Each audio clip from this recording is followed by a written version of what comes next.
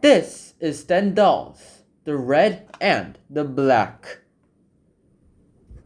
Now, The Red and the Black is one of the most memorable books that is ever written in French literature, at least in French literature. The Red and the Black, I just realized the background's black so you can see that. Here we go, The Red and the Black is mainly about this poor guy trying to go up into a social status. However, today we're not going to be talking about the whole book. Instead, today we're going to be talking about half of it because it's split into two parts, book 1 and book 2. This has become a tradition of Han Chun Shan. I've been doing this for years, and the thing is, if a book's too long, I split it. And if it's already split into two books, like different sections, they literally call it book 1 and book 2, I literally split it. So let's start off with book 1 of Stendhal's The Red and the Black. Don't worry, book 2 is coming next week, and then the full book summary is also coming next week. So until then, tune in. Now, back to the topic.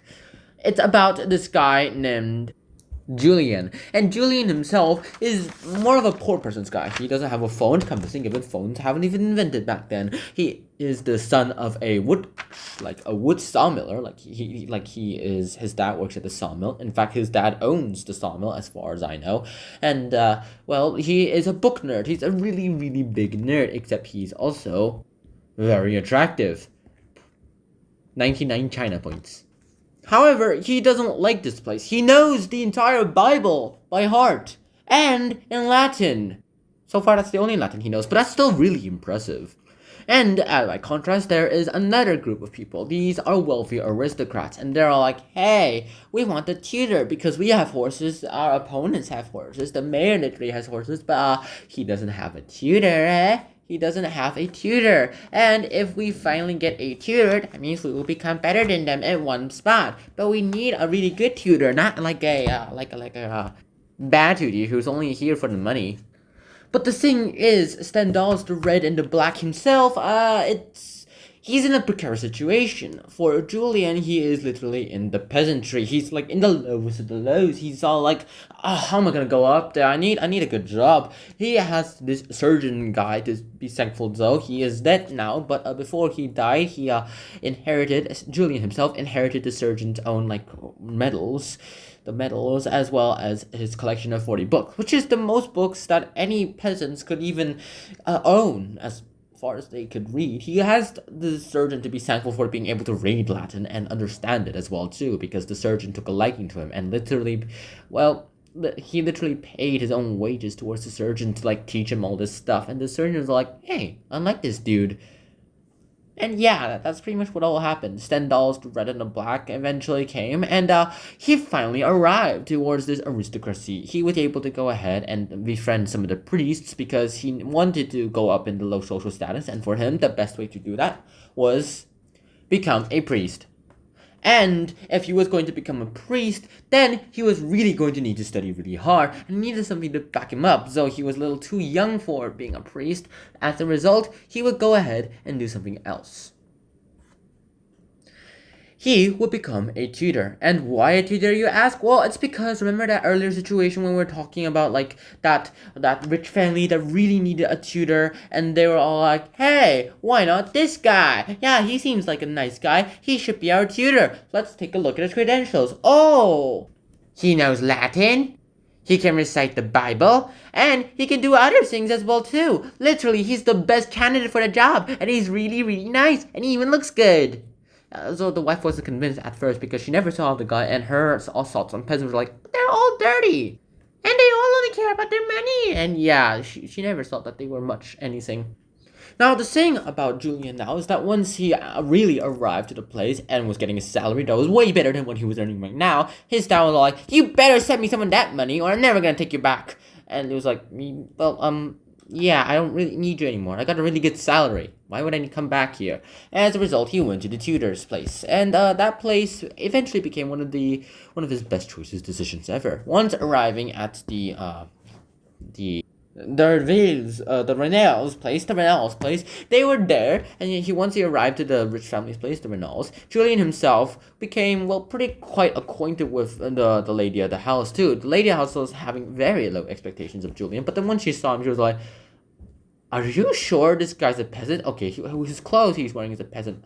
And then her husband was all like, "Hey, we must fix him up right now," and told the tailor to get him some new clothes. And once he got the tailor some new clothes, he looked as good as new, and he looked like an aristocrat. And well, of course, you can see how much riz he has towards this. Well, towards the lady of the house. And she was like, "Oh my goodness gracious, alright, at least he's good looking, at least he's smart, let's test his smarts. Alright, please don't beat up my kids." And he's like, "Beating up your kids? Why would I do that? So my father does that all the time." And she was like, "Oh, thank God." So that last part about being beaten up by his father, he was thinking about it in his head instead. He didn't say that part out loud. The next thing that he said so was really interesting.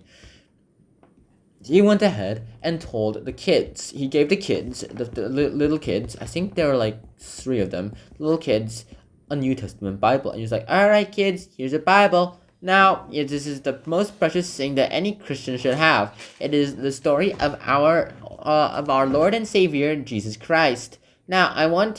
Now, normally I will make you repeat your lessons, but since this is your first lesson and you've never met me before, I'm gonna make you repeat my lessons. Make me repeat my lessons. So, the oldest guy, Alfonso, go ahead, open a page in the Bible, and read to me the first word of a random page." He reads one of the words, and then he recites the entire page as if he was speaking French. This is France, by the way.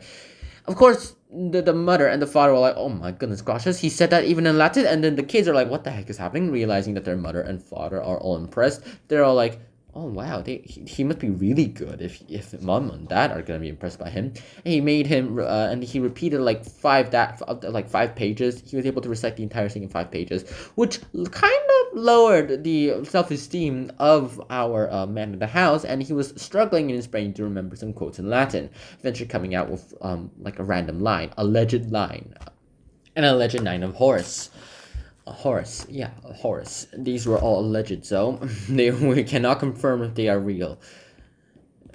Julian himself, not knowing any other Latin other than from the Bible, was all like, "Yeah, I am the profession I am in prevents me from reading Horace. So yeah, I don't know if that's true. Okay, sorry."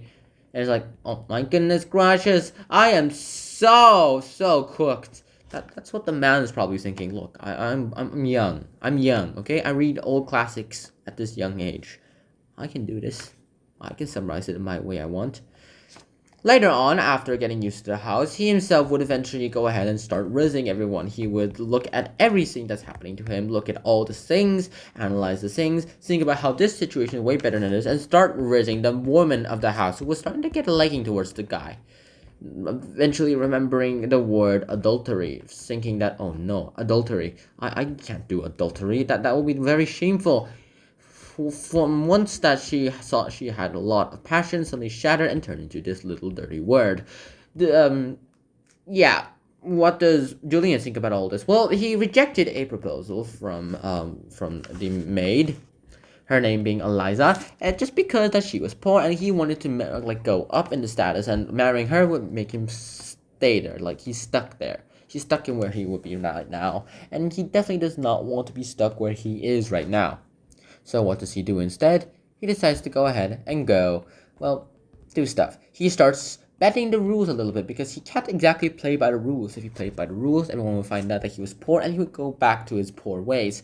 Instead of going up into this rich status, he has to break some of the rules, bend some of the rules, and eventually manipulate those rules against the rich people, which will come out to be handy later. He would make himself the lover of our mistress, and she herself would go ahead and reciprocate that love. The man in the house was starting to become suspicious, and eventually one day, when Julian was forced to leave the place because of scandal, he just literally jumped out of the window of the house to escape being caught by the man, while being still buck naked. And then the man at the house came in and was like, "What the hell is Julian?